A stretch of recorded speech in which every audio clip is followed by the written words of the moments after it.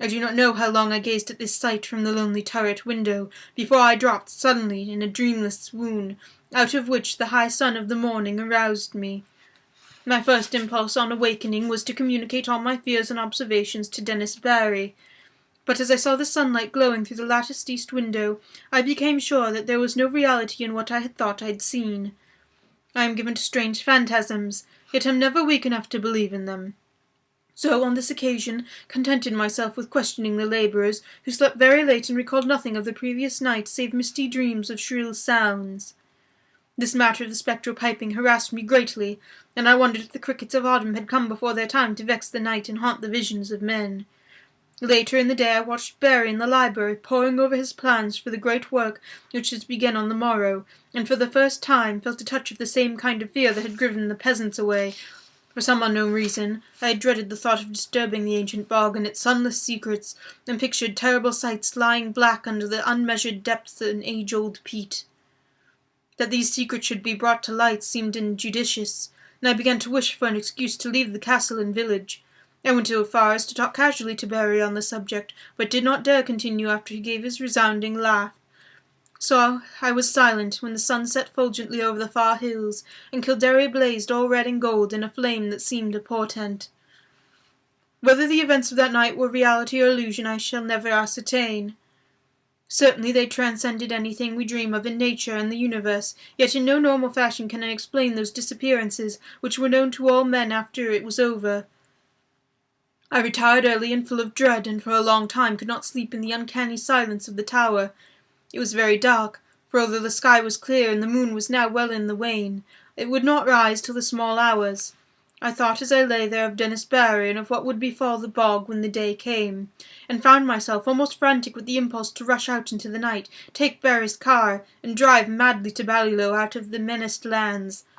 But before my fears could crystallize into action I had fallen asleep, and gazed in dreams upon the city in the valley, cold and dead under a shroud of hideous shadow. Probably it was the shrill piping that awakened me, yet that piping was not what I noticed when I first opened my eyes. I was lying with my back to the east window, overlooking the bog, where the waning moon would rise, and therefore expected to see light cast on the opposite wall before me, but I had not looked for such sight as now appeared. Light indeed glowed on the panels ahead, but it was not any light that the moon gives. Terrible and piercing was the shaft of ruddy refulgence that streamed through the Gothic window, and the whole chamber was brilliant with a splendour intense and unearthly. My immediate actions were peculiar for such a situation, but it is only in tales that a man does the dramatic and foreseen thing. Instead of looking out across the bog toward the source of new light, I kept my eyes from the window in a panic fear, and clumsily drew on my clothing with some dazed idea of escape. I remember seizing my revolver and hat, but before it was over I had lost them both without firing one or donning the other. After some time the fascination of red radiance overcame my fright, and I crept to the east window, and looked out whilst the maddening, incessant piping whined, and reverberated through the castle and over all the village. Over the bog was a deluge of flaring light, scarlet and sinister, and pouring from the strange olden ruin on the far islet. The aspect of the ruin I cannot describe. I must have been mad, for it seemed to rise majestic and undecayed, splendid and column-cinctured, the flame reflecting marble in its enluture, piercing the sky like the apex of a temple on a mountain-top. Flutes shrieked and drums began to beat as I watched in awe and terror. I thought I saw dark, salient forms silhouetted grotesquely against the vision of marble and effulgence. The effect was titanic, altogether unthinkable, and I might have stared indefinitely had I not the sound of piping seemed to grow stronger at my left. Trembling with a terror oddly mixed with ecstasy, I crossed the circular room to the north window, from which I could see the village and plain at the edge of the bog. There my eyes dilated again with a wild wonder, as great as if it had not just turned from a scene beyond the pale of nature. For on the ghastly red-lit plain was moving a procession of beings in such a manner as none ever saw before save in nightmares. Half gliding, half floating in the air, the white-clad bog-wraiths were slowly retreating toward the small waters, and the island ruined in fantastic formations, suggesting some ancient and solemn ceremonial dance.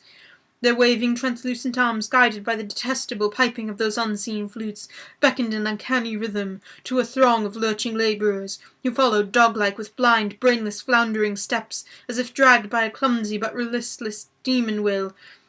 As the naiads neared the bog, without altering their course, a new line of stumbling stragglers zigzagged drunkenly out the castle from some door far below my window, groping silently across the courtyard, and though the intervening bit of village, and joined the floundering column of labourers on the plain. Despite their distance below me, I at once knew they were the servants brought from the north, for I recognized the new ugly, unwieldy form of the cook, whose very absurdness had now become unutterably tragic. The flutes piped horribly, and again I heard the beating of the drums from the direction of the island ruin. Then, silently and gracefully, the naiads reached the water, and melted one by one into the ancient bog, while the line of followers never checked their speed, splashed awkwardly after them, and vanished amidst a tiny vortex of unwholesome bubbles, which I could barely see in the scarlet light. And as the last pathetic straggler, the fat cook, sank heavily out of sight, in that sullen pool the flutes and drums grew silent, and the blinding red rays from the ruins snapped instantaneously out, leaving the village of doom alone, and desolate in the wan beams of a new risen moon. My condition was now one of indescribable chaos. Not knowing whether I was mad or sane, sleeping or waking, I was saved only by merciful numbness. I believe I did ridiculous things, such as offering prayers to Artemis, Latona, Demeter, Persephone, and Pluton. All that I recalled of a classic youth came to my lips as the horrors of the situation roused my deepest superstitions. I felt that I had witnessed the death of a whole village. I knew I was alone in the castle with Dennis Barry, whose boldness had brought down a doom. And I thought of him. New terrors convulsed me, and I fell to the floor, not fainting, but physically helpless.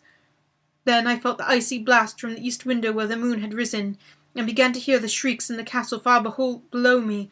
Soon those shrieks had attained a magnitude and quality which I cannot be written of, and which makes me faint as I think of them. All I can say is that they came from something I had known as a friend.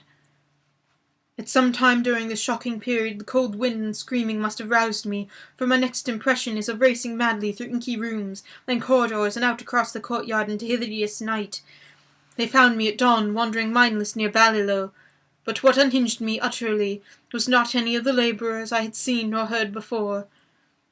What I muttered about I came slowly out of the shadows was a pair of fantastic incidents, which occurred to me in my flight, incidents of no significance, yet which haunt me unceasingly when I am alone in certain marshy places, or in the moonlight.